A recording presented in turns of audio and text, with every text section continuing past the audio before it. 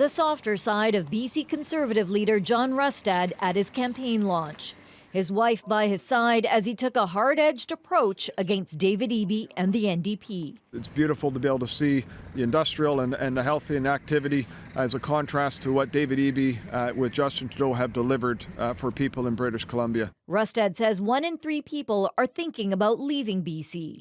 His solution, common sense change using a grassroots approach. So many things that are wrong in this province, but there is hope. There is hope that we can bring change. At the top of his list, he promised to get rid of the carbon tax, make investments in healthcare and changes to drug treatment, and get the economy going. He says the choice is clear compared to an NDP government. Whether it is tent cities and the crime and the addictions and a collapsing healthcare system and unaffordability, or whether it is hope for prosperity for a better future. None of his candidates appeared at the launch event, and David Eby took a dig.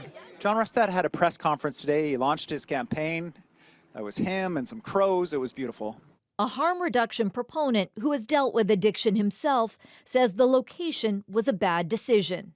I just thought it was poor taste to start a campaign here. For me as a person who works trying to help vulnerable populations, I just think it could have been, you could have done this anywhere else.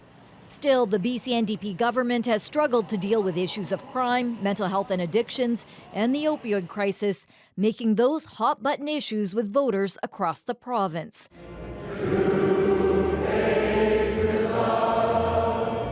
Rustad's next stop of the day, a rally at the coastal Black Estate Winery just north of Comox on Vancouver Island. Are you ready to turn British Columbia blue? The northern part of the island has been experiencing a shift towards the right. Rustad is hoping that will result in Conservative seats on the traditionally left-leaning island.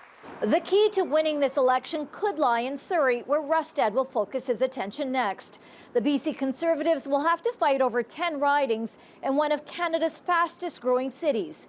With no shiny campaign buzz and new campaign infrastructure behind the scenes, it could be a tough battle. Mira Baines, CBC News, Vancouver.